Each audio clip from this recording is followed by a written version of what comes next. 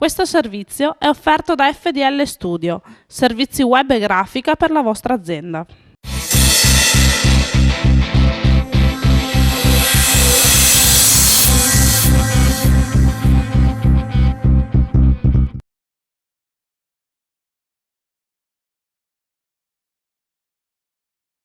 Grazie al Non Solo Rock quest'anno abbiamo la fortuna di avere con noi Ricky Portera, uno dei mostri sacri della musica italiana. Ascolta Ricky, subito, tanto per cominciare, come hai conosciuto la chitarra?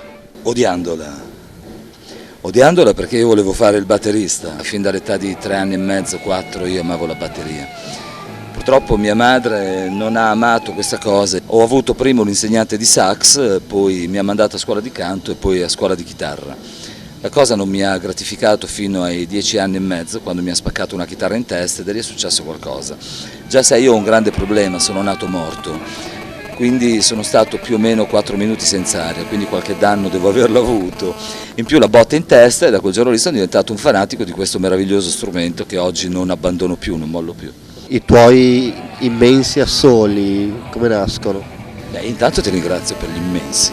Io devo dedicare qualcosa a qualcuno quando suono, non me la sto a menare, mi vergogno un po' a dirlo perché sai, aver studiato magari avrebbe potuto darmi anche qualche marcia in più, però non mi interessa conservare quella dote che ho maggiore dentro di me, che è istintività. Io se trovo qualcosa in mezzo al pubblico che mi ispira o se lo trovo nella vita faccio belle cose, se no, non dipende dalla matematica della musica ma dal mio stomaco.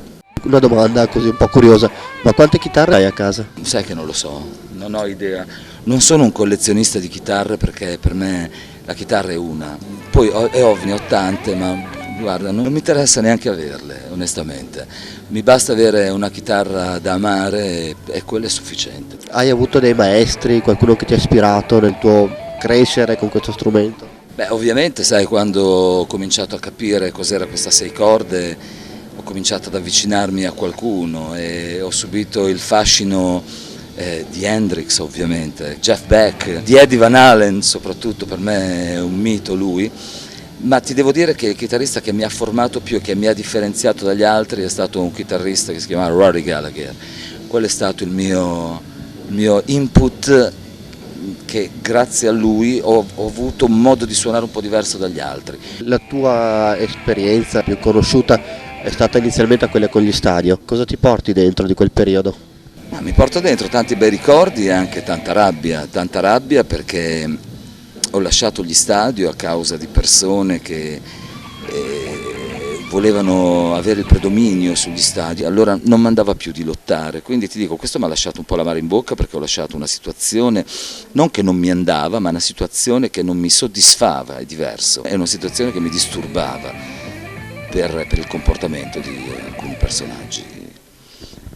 Però ti dico, è stata un'esperienza meravigliosa, è stata una cosa, è stata la prima esperienza importante per me, malgrado avessi già suonato con tanti artisti, però era la prima in prima persona. La canzone, diciamo, che ha segnato ovviamente, nata da Lucio Dalla, cosa stava a significare? Ma sai, io sono sempre stato un grande ribelle, anche perché ho il complesso di Peter Pan, quindi più che ribellione magari si tratta un po' di immaturità, fra virgolette se vogliamo.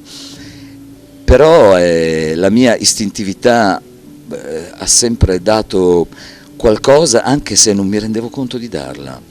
E a quei tempi si stava registrando l'album degli Stadio e io stavo facendo un tour di Finardi, di Eugenio Finardi.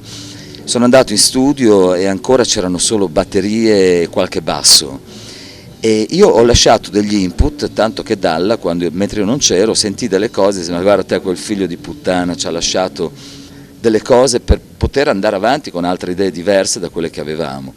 E poi sai, unito a tante cose, io per esempio sono una persona che ha pianto per le donne, io piango per le donne perché mi innamoro, ma assolutamente non mi vergogno di dirlo, anche perché credo che chi non pianga non ha senso di essere. Io mi commuovo molto facilmente, contrariamente a quello che si può pensare.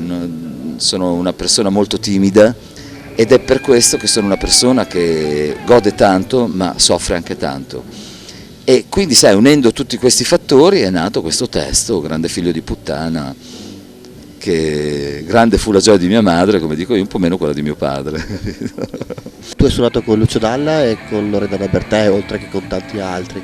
Finardi, Venditti, De Gregori, Masini, Turci, Tatangelo, Morandi, non ricordo più tutti. Loredana Bertè è una persona un po' particolare, una persona... Cosa ti ha lasciato? Cosa ti ricordi di lei?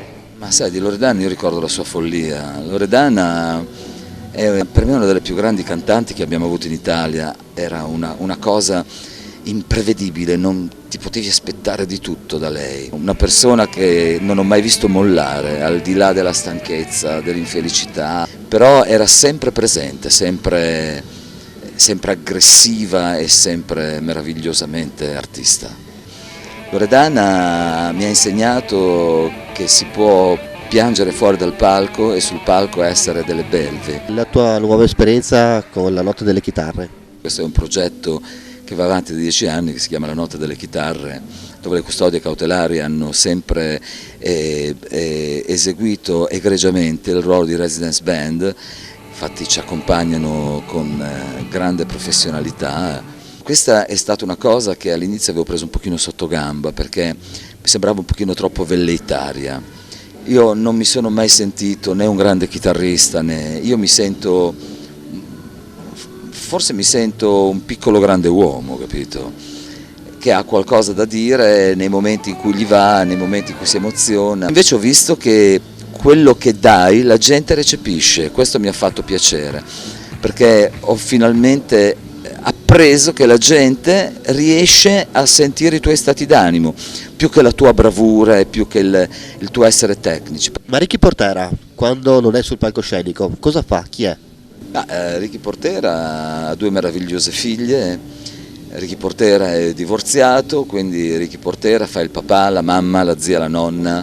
Io faccio le pulizie in casa, io cucino, io gestisco queste 2 ragazze meravigliose, cerco di essere un padre più che presente e più di questo che devo fare? Gestisco 2 cani, un gatto indemoniato che è un po' la mia immagine riflessa per la casa. E, sai, a volte sembra strano vedere un chitarrista che sul palco è dissacrante, che possa essere anche una persona che fa le pulizie in casa. Sono un ottimo cuoco, fra le altre cose. Qual è il ruolo della musica nella società contemporanea? Facciamola meglio la domanda, quale dovrebbe essere il ruolo della musica?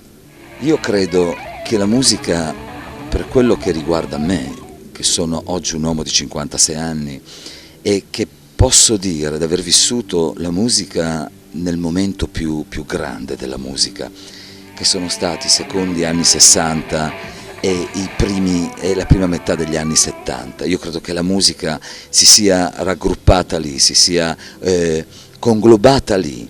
Il dopo è, a parte qualche picco, ma è stata tutta, per esempio io detesto gli anni 80, finzione, artefazione.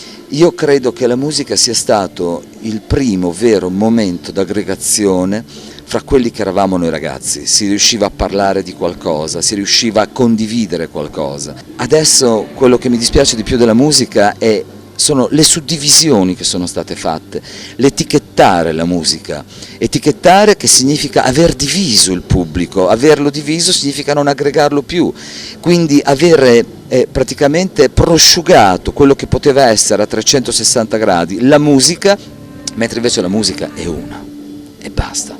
La musica, io godo di qualsiasi cosa che sia bella musica, non ha importanza di che genere sia. Dobbiamo insegnare ai nostri giovani, per fare in modo che si possano aggregare tra di loro, che la musica è una. La musica ha una grande importanza.